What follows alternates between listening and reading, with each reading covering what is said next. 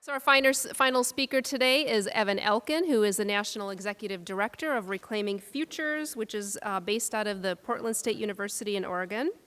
So Reclaiming Futures works with communities and states to improve cross-system collaboration to better serve adolescents with behavioral health needs who are diverted from the juvenile justice system. And Mr. Elkin is an innovator and a leader in the field of juvenile justice, child welfare reform, mental health and substance abuse treatment, and youth development. And in addition to working with communities and states around the country to create and implement the Reclaiming Futures framework, he developed Reclaiming Futures' juvenile justice version of the SBIRT tool, which is, I think some of us have heard of that tool before. It stands for Screening, Brief Intervention, and Referral to Treatment. And before joining Reclaiming Futures, he designed a treatment program for adults with mental health conditions that provides alternative to incarceration when he was at the Greenberger Center for Social and Criminal Justice. Prior to that, he was the Director of Planning and Government Innovation at the Vera Institute for Justice. And while at the Vera Institute, he oversaw 2 successful demonstration projects and developed the Adolescent Portable Therapy Program. He has a master's degree in clinical psychology, and early in his career, he was a psychologist in numerous hospitals and specialty clinics. So when I asked him how he became interested in this work, he recalled his early years as a traditional clinical psychologist. He was working with families and youth at a community mental health clinic in Spanish Harlem in New York City. He quickly began to see how other systems, like the justice system, the educational system, the child welfare system, affected his clients' lives. And he recalled a time when a probation officer called and wanted some private information about a youth and his family. And this put into clear focus for him that the demands and assumptions of one part of the system, in this case the justice system, was clashing with another part of the system. It also highlighted for him how the client, their families, and their needs was not at the center of the system. So from that interaction, Mr. Elkin realized he wasn't serving his clients well. He started visiting them in their homes and getting to know more about them. And this perspective has carried forward in his work at the Vera Institute and in later roles, where he's tried to change the boundaries of what treatment looks like and rebalance these systems so that youth and families are at the center. So today he will talk about cross-system collaboration, creating off-ramps to community-based services for youth in the justice system.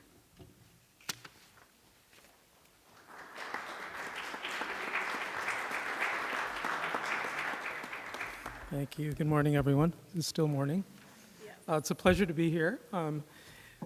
34 years ago, I applied to graduate school at the University of Wisconsin and didn't get accepted. So now I feel like I feel like I've come full circle, and I finally feel accepted here.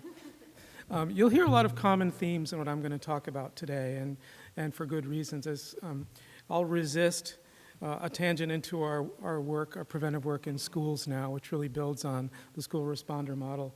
But if those that are interested, there was a question about how do whole schools then cope with this shift in climate that results from shifting away from exclusionary discipline. That's some of the nature of the work that we're doing going forward, and I'd love to talk to you about that. But I'm here to talk about how systems can come together. And I'm going to talk a little bit about the evolution of how we got where we are today. And I think it's probably very clear from listening to Ed and to Carly why treatment is so critical to juvenile justice. But I'm going to talk a lot about that. I think, if you had to take away one thing from today, that slide that Ed showed, that only 30% of young people who have treatment needs exiting the system back to the community get served, and for only 1 out of 47 days. That was pretty stunning. I had not seen that. I think that's a critical driver of the work that we do, and I think you should keep that statistic in mind. So I'm going to talk a little bit about a little bit of history lesson about how we got here, because I think it's important to talk about. And both the organizations, both Ed's work and Carly's organization, have been important foundations that have helped the rest of the field really to advance. And so we're lucky to have had both of you today. It's a little daunting to follow these guys too. So I'm going to talk a little bit about some national trends, just a little bit of data, and reflect on how Wisconsin's own data with regard to juvenile justice outcomes relate to what's happening nationally. And then I'm going to talk a little bit about our own work at Reclaiming Futures and our focus on family and community engagement and how we bring systems together and do some of that formal change that Carly talked about. And I'll touch upon something that hasn't been talked about yet, that is difficult to talk about, but it's important, I think, is to talk about the persistent disparities that exist in the system around racial and ethnic disparities and the outcomes that we're all trying to achieve. So if you took a snapshot of today's juvenile justice system, you see a lot of good stuff. Juvenile courts are probably the best educated consumers of evidence-based treatment. Most judges that you talk to are among the most well-briefed and educated around what's available and what's effective for adolescent treatment in youth justice. When I started in the field 25 years ago, screening and assessment was not something that happened routinely at the doorstep of juvenile justice. And today it is. It's usually the first step, the first thing that happens with a young person is that people ask questions about symptoms, needs, and so this is a major change, and that's hasn't always been that way. If you look at the probation workforce, it's really shifted away from a kind of a corrections-focused resume to social work training, other experience in counseling. The hiring practices in probation have really shifted, and it's become a desired career track as opposed to kind of a plan B for adult correction folks to work in juvenile probation. We've had a huge proliferation of specialized treatment courts. We'll talk a little bit about how that's shifted a little bit. And now there's lots of treatment-oriented community alternatives. Most courts have a community-based treatment diversion program available as a sentencing option. And detention and placement are significantly less common than they ever have been. When I was in graduate school and in the early part of my career, the phrase trauma-informed was not something that we talked about. It was not in our lexicon, and now it's ubiquitous, and probably many people in this room, certainly everyone knows what that means, have been to a training. We've really restructured and re-engineered the way that we work with young people around the notion of, I think it was in the 90%, one of the slides that Carly showed, 90% of young people have past experience of trauma who enter the system. And we now have, for the first time, although there's been a lot of talk for years, we have a lot of programming responsive to girls and a recognition that the girls' experience in the system is different and they need different kinds of programming. So just to go back a step and do a little bit of juvenile justice history 101, there's a lot of talk about how in the 90s youth incarceration settings proliferated, juvenile placement was on the rise, terms like super predator were in common parlance, elected officials ran on tough on crime kind of policies. And then something peculiar happened in the 90s where juvenile crime rates, actually crime rates across the board began to plummet. Juvenile crime rates began to drop. Nobody really knows why. I credit our organization. I think Ed had something to do with it, and Carly probably too. But no one really knows why. A lot of criminologists have puzzled over this. But what that did was it gave the field a really important amount of wiggle room. We had a toe in the door to begin thinking differently about this idea of who these young people were and what they needed. And some very important things happened. The Annie E. Casey Foundation launched an initiative called the Juvenile Detention Alternatives Initiative, or JDAI. I don't know if anyone has heard of that. They're all across the country, and they're responsible for the introduction of risk assessment tools as a decision-making device to help decide who needs to be in detention or not, as opposed to the practice of sort of going by your gut and assessing risk based on how someone looked or your own supposition about whether someone needed to be locked up pre-trial. Huge impact on the field. The Robert Wood Johnson Foundation was our original funder and invested some $30 million to help Reclaiming Futures to work across the country to bring our public health-oriented practice to the courtroom and to juvenile justice settings. The MacArthur Foundation, who was one of the key funders of Carly's work, launched an initiative called Models for Change, which had a lot of different looks, but was a state block grant type initiative that brought awareness around mental health and juvenile justice across the country. And Northwest University, a Dr. Linda Teplin launched a longitudinal project that for the first time gave us a statistic that all of us have or will cite in our presentation. So the percentage of young people who have a diagnosable mental health condition in the system. This was not known until Dr. Teplin launched this longitudinal study. And that was the first evidence that we had that gave us a real different lens on looking at who's in the system and allowed us to really shake this kind of criminalizing lens that we had on young people and to see them both as kids and to see them as young people with treatment needs. It's a real game changer for the field. So in the wake of that, as I mentioned earlier in my snapshot slide, treatment courts proliferated. At one point, we had up to 700 juvenile drug treatment courts in the country, which is an adaptation of a much more common adult specialty court for drug and alcohol treatment. Detention and incarceration has plummeted nationwide, as it has in every state and it has here as well. Trauma-informed practice. Schools have begun to question zero-tolerance policies and their reliance on the courts and begun to look for other resources. And, the MacArthur Foundation and their funding really paved the way for schools to look for other resources beyond metal detectors and school resource officers. And a whole bevy of evidence-based treatment approaches emerged. Before the 90s, there really wasn't a field of adolescent drug treatment. We were poorly retrofitting adult models of treatment, group settings. The AA 12-step models were applied to adolescents until the early 90s when there was a cottage industry of researchers decided to take a look at what really was happening with adolescent development and what would an adolescent-focused treatment model look like. And as Ed mentioned, that sea change began in the 90s and has really kind of come to a peak with the brain science that we have now. I always find it puzzling that it took us this long. I don't know how many years of human history we've had, a couple 100,000. And it took some guys in lab coats to tell us that adolescents are different. I think we knew this in our hearts, but auto insurance companies knew this a lot before the brain science people. Geico knew not to rent a car until you're 26. So with all that great stuff, all that new funding that came from foundations and this shift in perspective and the emergence of treatment approaches, reductions in detention. So what is the report card?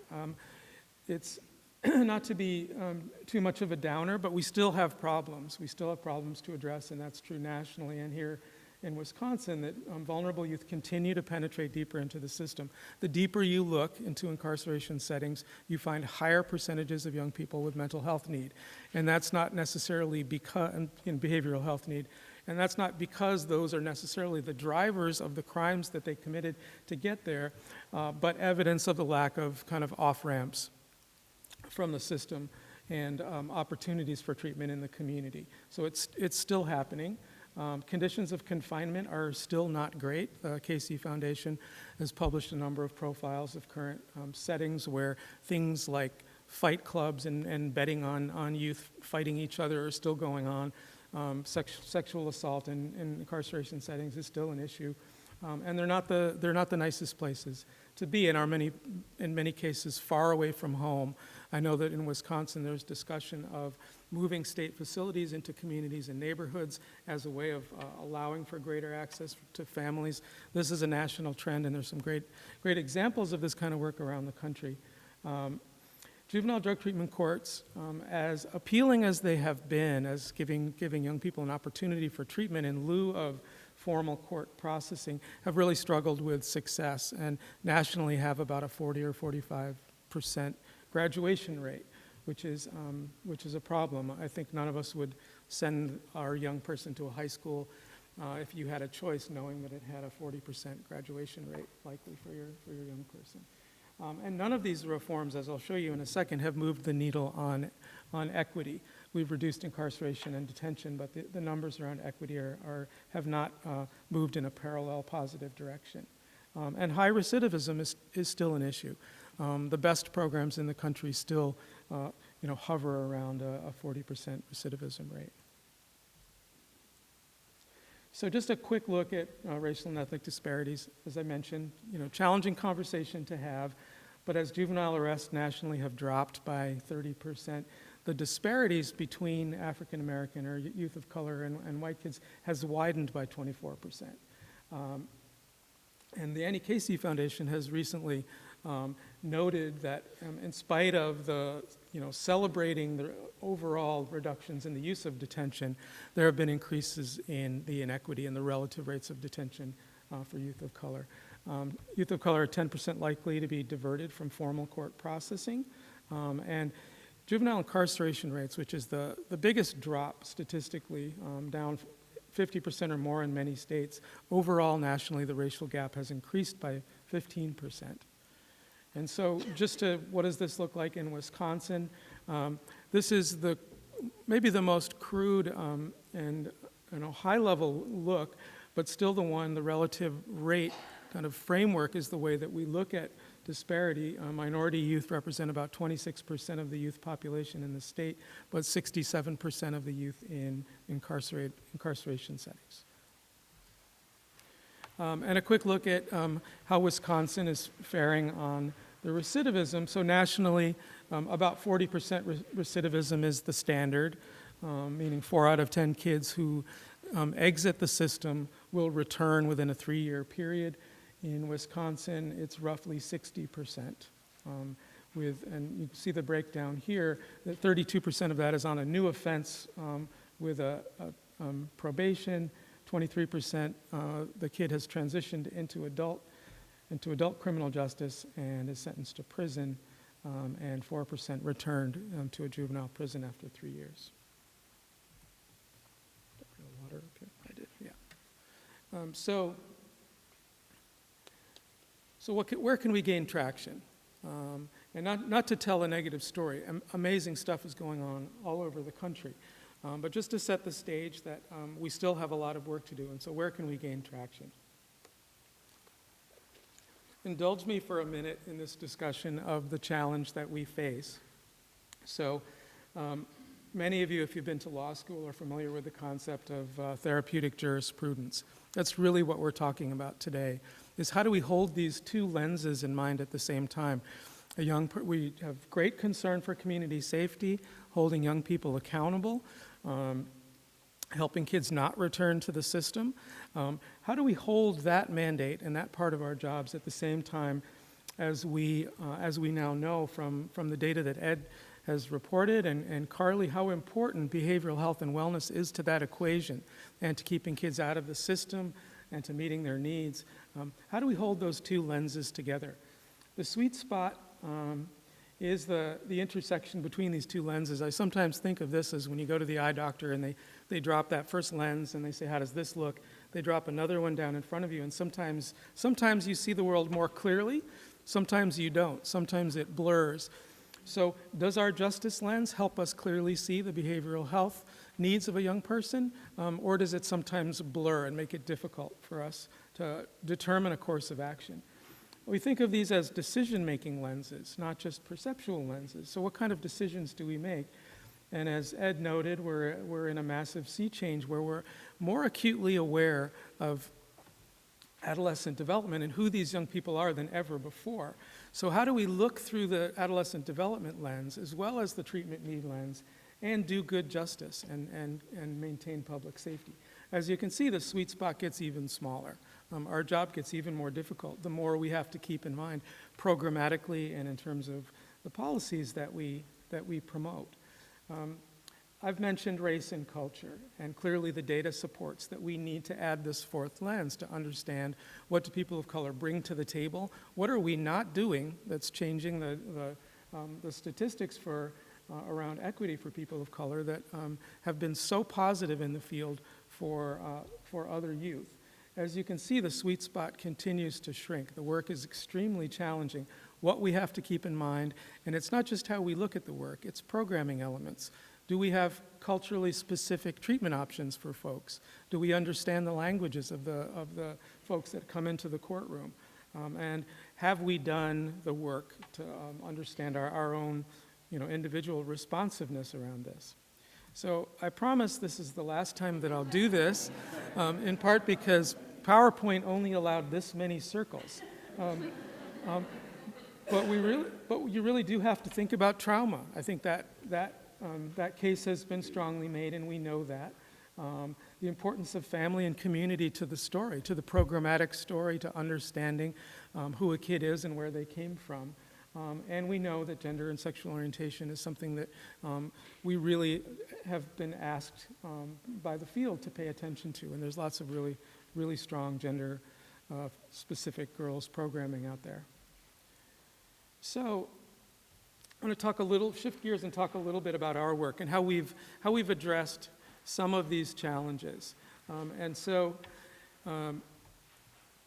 One of the reasons and the kind of the drivers of our work is that a lot of the stuff that we've talked about, bringing other stakeholders, integrating systems, introducing families into the equation and listening to them, it all sounds awesome and it sounds right. I don't think anyone in the room would argue with that.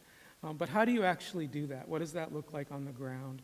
So the work that we've done over the last 20 years has been to try to give jurisdictions around the country a blueprint and the support and a peer community of other jurisdictions doing this kind of work to kind of hash out what this means on the ground. And to be deliberate about it, to kind of cross the threshold where the courts and probation, which honestly have functioned because that's their role, and youth justice have stretched their role into the public health practices. Probation officers do mental health screening. They do something that looks a lot more like counseling. How do they then rethink or broaden their perception of their role and invite elements of the community and parents to step up and play a different role, to talk about the relationships between people in these systems and the folks in the other systems? And to change the lens. I mean, Carly has no problem thinking as a public health practitioner, but the rest of us don't often think about what is public health in terms of, what are the things that maintain health and wellness? What are the things that keep one kid from desisting and another kid from offending? What are the things that kept some of us out of the system that pushed others into it? To think along the continuum into the community. And, partly this is, we see ourselves at Reclaiming Futures as a public health organization. And partly that's what, at the year 20 point of our career as an organization, what has pushed us into schools and into the community is because we believe that the full continuum is really that lens needs to broaden. And at every site where we work, and in general, we think about the local policymakers and funders in the county and in the state. We work mostly at the county level. The state of North Carolina had 13 counties that worked with us and considered itself a Reclaiming Futures state. These are the states where we work. But in every state where we work, we coach the site to engage with policymakers and funders. We do that ourselves. We think in terms of, not just the youth as the target for our work, but that point where all the systems kind of intersect, including funders and government policymakers. So just a snapshot of how we work. How are we doing on time? 5 minutes. So I'll zip through this a little bit, but when we enter a county, our first effort, and this goes to the formal structure dilemma that Carly talked about, which is to deliberately upfront build an influential local governance structure around the change effort that is about to be embarked upon. And we ask the county to nominate a judge, a senior level juvenile justice leader, a local expert in treatment, which is often either an agency head for the treatment organization in that state or county, or a clinic director at a prominent clinic in that community, and a leader in community and youth development, and often a parent. We've added to this group a school person, an education person, and we have them together direct the implementation process of the kinds of programming and change that they desire. All of the sites where we work and those 5 or 6 member governance teams interact with the governance teams in all the other states. We convene them nationally periodically. We have them together on conference calls. They can share with each other. And this is particularly helpful for rural communities where we work who don't have a lot of contact with national audiences and with national best practice, to allow them to develop a peer community of other folks at other jurisdictions. We will convene our group of judges together nationally so that judges across the country can talk about the work. Each site we treat as a sort of self-contained bubble and do our own strategic planning, multi-year strategic planning with each site, and tailor our training and technical assistance. We don't force fit a blueprint on each of the sites, but let them kind of, in a formative way, develop their own multi-year plan. The one thing that we do sort of insist upon is this six-step public health model, which is to employ universal screening. We've added this idea of brief intervention. Heidi mentioned SBIRT, which we can talk about if folks are interested. And to follow the standard sequence so that we're not guessing who needs treatment, and we're screening and making rational level of care decisions early enough in the process that we know who needs treatment, and it gives us our best shot at making the right matching decisions that Ed talked about earlier. So every jurisdiction where we work has all kinds of other initiatives going on, and we recognize that. And so part of the work is to try to integrate these formal principles of system coordination and the public health ideas into existing practice. For example, many of our counties have status offender diversion programs, kids who have committed not a legal offense, but something that qualifies under the state statute. For a person in need of supervision, it's sometimes called, or family in need of services. It has a different acronym in every state, is to try to weave the work into existing initiatives that are already on the ground. Just a snapshot of our findings. The Office of Juvenile Justice and Delinquency Prevention through the Library of Congress funded a multi-year evaluation that looked at 9 of our Reclaiming Futures sites and compared us to a cohort of juvenile courts that were not using the Reclaiming Futures model. They used a propensity score matching method that Ed talked about, so that the cohorts were equivalent in terms of level of risk of the young people, level of treatment need, et cetera. And just a snapshot of some of the outcomes. The Reclaiming Futures sites had significant reductions in recidivism, which they also had a health economist from the University of Miami translating some of these gains into dollars and cents, and found that overall, the per kid cost savings, even over and above the investment in a Reclaiming Futures approach, saved $86,000 per young person. And if you slice the pie looking at just the high-risk young people, and Ed alluded to this, that you get a lot more traction, particularly around recidivism, if you focus on higher risk young people. And that bore itself out in the health economist work, that if you look at just those kids, the cost savings per kid is $200,000 per kid. I don't know what your state annual incarceration rates are, but programs like this can fund themselves if they're invested in appropriately. So a quick case example, which I have 12 seconds for. So we're working right now in the state of Louisiana, in St. Charles Parish, which is a rural county outside of New Orleans. Very under-resourced community from a grant-funded perspective. They have a pretty good tax base because they have Monsanto and Valero perched right there on the Mississippi River. But they've taken a really unique approach to some of the building block concepts that you've heard from all of us today. This idea of how do you engage families, and how do you, without checking the box, how do you integrate them into a process? And what they've done is a really unique thing, which I don't know of anywhere else in the country, is that they've moved the intake function out of the courtroom for all of their court programs, from status offenders to their treatment court program to regular juvenile justice intake. They've moved it into a community-based organization and made it an exclusively family-centered process, where it's the family that meets first with the intake worker. not the young person, sending that strong message of collaboration with the family. And the plan that's developed in that community-based organization is then transmitted to the court and approved, and then essentially mandated, depending on the court program, but it's all generated in the community, physically off-site of the court building, and the family is clearly the focus. 95+% of families complete the program, and to me the biggest sign of success of this is that it results in a significant amount of family-focused referrals, which is we're often very likely to talk about family dysfunction and family need, but not really have the tools or wherewithal to do something about that.